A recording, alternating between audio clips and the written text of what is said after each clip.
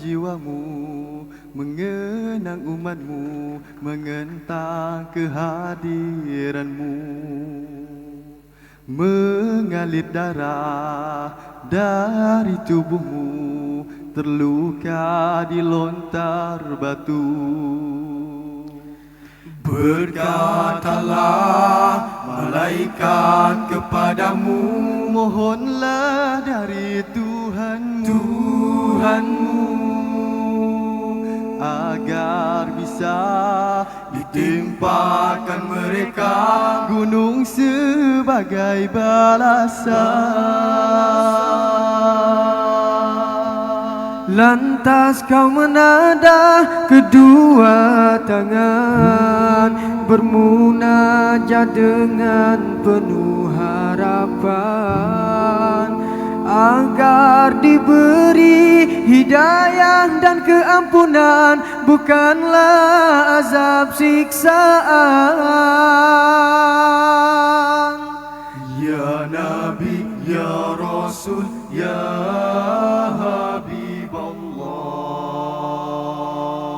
sungguh sifatmu tiada tandingannya, perjuanganmu tak kenal putus asa, kasihkan umatmu tiada taranya, walau hati dan jasadmu terluka. Berkar dari doa yang tulus suci, belas insan dari seorang Nabi, penghuni Taif generasinya kini dilimpahi nur hidayah ilahi.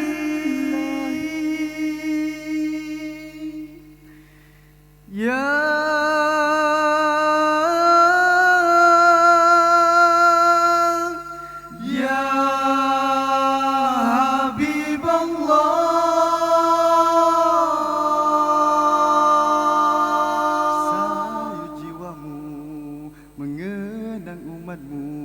mengenang kehadiranmu. Mengalir darah dari tubuhmu, terluka dilontar batu. Berkatalah malaikat kepadamu, mohonlah dari Tuhanmu agar bisa ditimpakan mereka gunung sebagai balasan.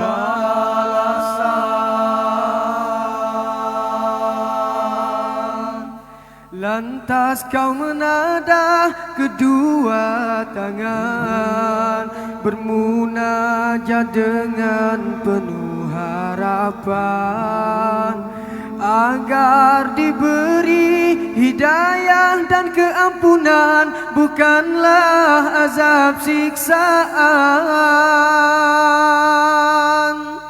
Ya Nabi, Ya Rasul, Ya Habib Allah,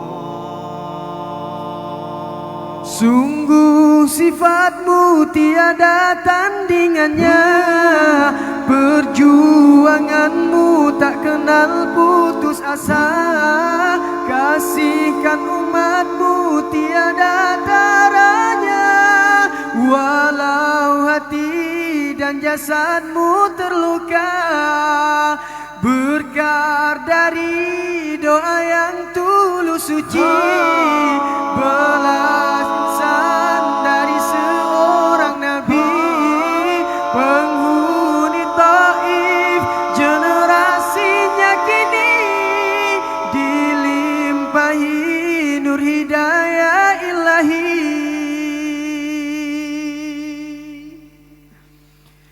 Ya